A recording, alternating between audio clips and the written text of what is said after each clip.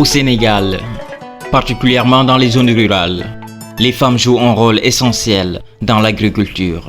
Soutenues par l'ONG Le Corsa, elles se lancent dans le maraîchage pour nourrir les familles et devenir financièrement autonomes. Ce reportage vous plonge dans leur quotidien.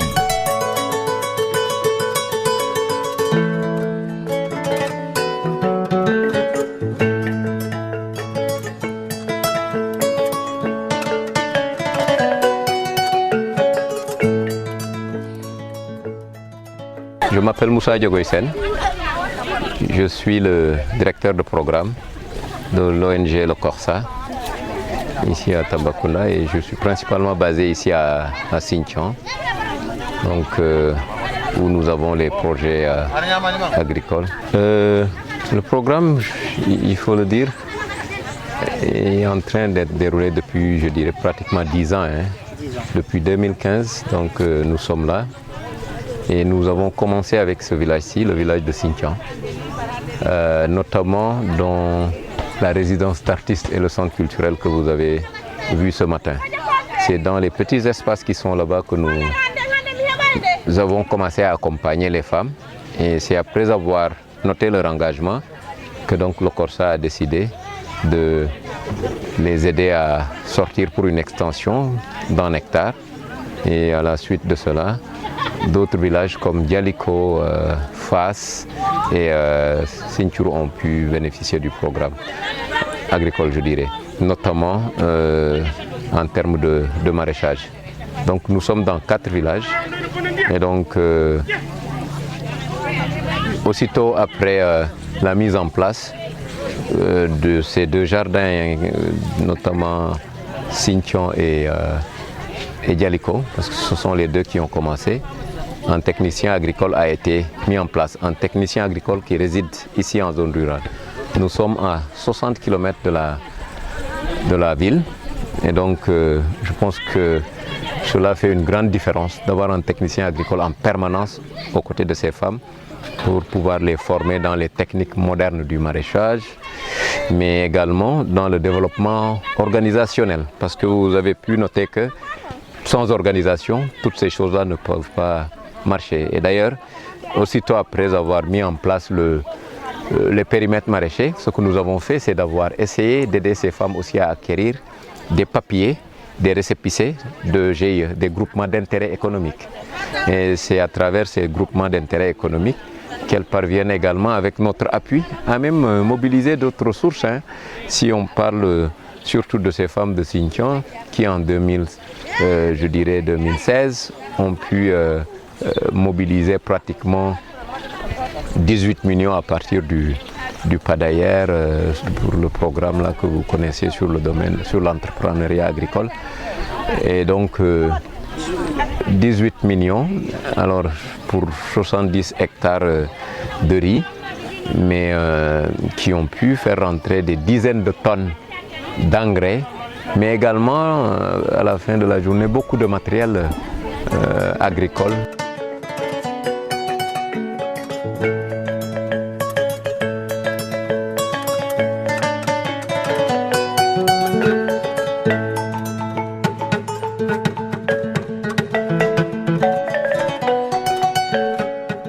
Moi je m'appelle Abibou Dieye, je suis un technicien horticole. Bon, je suis sorti du centre de formation professionnel horticole de Cap-Vert. Voilà, et depuis 2016, je suis là. Je travaille avec l'ONG, l'organisation AFELCA, comme coordonnateur des projets agroforestiers. Du côté formation, parce qu'après avoir organisé les femmes en groupement, en GIE, bon, c'est d'abord de les former. Bon, parce que pour pouvoir mener des activités maraîchères, il faut d'abord la connaissance, le savoir. Donc c'est ça que vraiment l'ONG s'est beaucoup plus appesanti, bon, avant vraiment l'implantation de ces projets-là. Voilà, donc c'est pourquoi on m'a recruté, bon, comme technicien, comme encadreur. Bon, et avec ces femmes de Sinthiou, je les ai formées sur beaucoup de techniques, de nouvelles techniques maraîchères. Bon, qu'on peut citer les techniques de pépinière, les techniques de semis, la fertilisation, comment faire la fertilisation et surtout la protection phytosanitaire. Voilà, parce que c'est très important pour le maraîchage. Quand on fait le maraîchage et que tu ne maîtrises pas les maladies, tu ne vas pas en sortir. Donc c'est un aspect qu'on a beaucoup travaillé avec elle. Surtout la protection naturelle, la protection biologique, le bio. Bon, parce qu'en ce moment, bon, on utilise les produits chimiques, mais on les minimise. Vraiment, on utilise plus que les produits bio.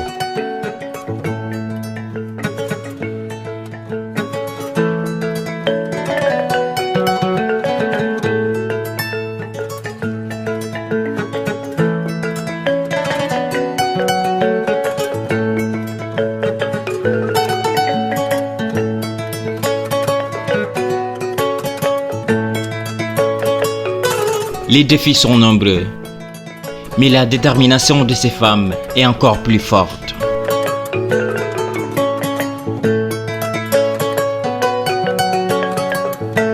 Après avoir travaillé pendant 10 ans de formation, les femmes là, vraiment, elles sont capables maintenant de travailler seules. Peut-être sur l'aspect financier, peut-être bon, il peut y avoir des problèmes, mais l'aspect technique, bon, je pense qu'elles vont travailler elles seules. Elles proposent que l'on fasse des planches individuelles pour que vraiment le travail aille de l'avant. Et après avoir fait les planches individuelles, on cotise. Chacun avec sa planche, mais on fixe des cotisations. Quand tu récoltes, on te dit que tu cotises 2500 par planche.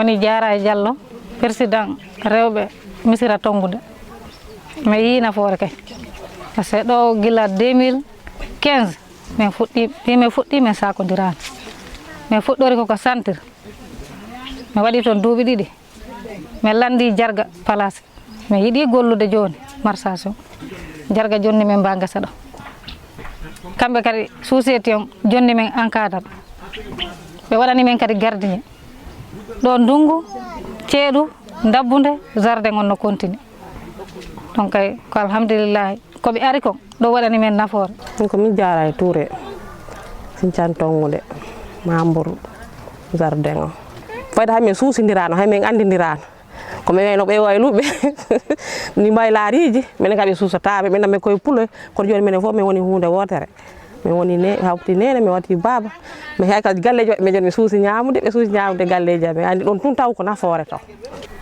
min soodayde mi jogui noon keeso amen keeso min yaltini min heeɓi 16 je min heeɓi booluji min heeɓi machine pour saare nde woni on ɗin ɗon joni min luwinire mi waɗa e keeso amen.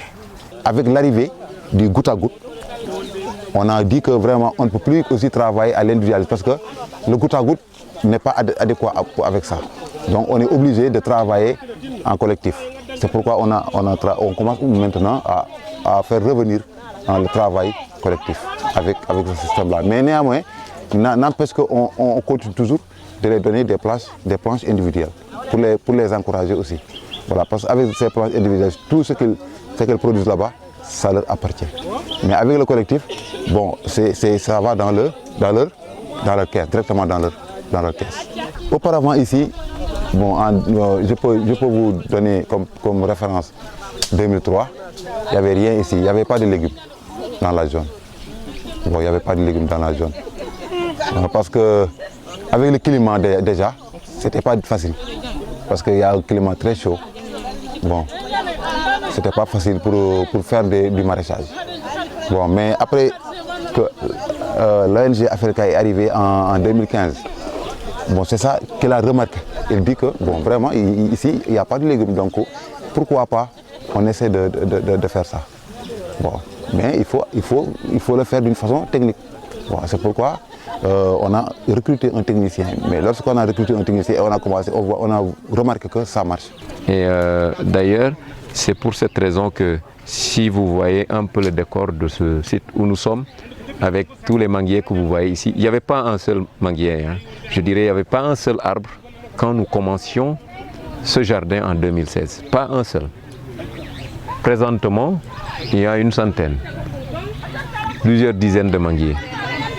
Elles viennent de récolter 2 tonnes 500 kilos et vous avez vu, il y a encore des mangues à l'intérieur. Pourquoi ce choix?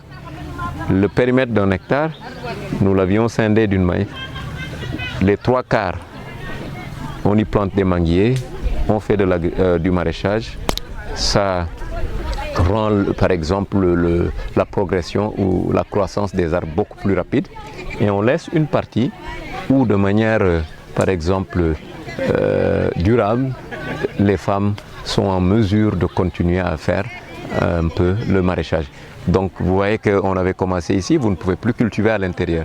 Mais au moins on reste ici et ça soude les groupes, la groupe plutôt. Ça soude le groupe dans la mesure où, avec ces manguiers qui produisent chaque année, on avait l'habitude de voir des jardins où dès qu'on arrête de faire du maraîchage, il n'y a plus rien. Mais avec par exemple cette forme en quelque sorte d'agroécologie que nous avons adoptée, alors les gens vont être là pour toujours. Au-delà des 12 mois, même sur 12, ils sont là 12 mois sur 12. Mais pour plusieurs années, ces manguiers sont appelés à être là des dizaines d'années. Et tant qu'elles font partie par exemple de l'initiative, elles ne vont pas sortir. Là où on peut produire où on peut produire plusieurs tonnes de manguiers par an, si vous sortez, d'autres vont en bénéficier. Et donc finalement, il y a d'autres personnes même qui s'intéressent à ce qui est en train d'être fait. Une organisation, si les ressources sont là, les ambitions des organisations consistent à être en mesure d'aider beaucoup plus de gens, beaucoup plus de populations. Donc, je sais que ce que nous faisons, nous n'essayons pas d'être dispersés, nous travaillons dans le sens de consolider et de bien faire ce que nous sommes en train de faire. Le Corsa a semé une graine. Grâce au travail de ces femmes, elles continuent de pousser. Avec plus de soutien, elles iront encore plus loin.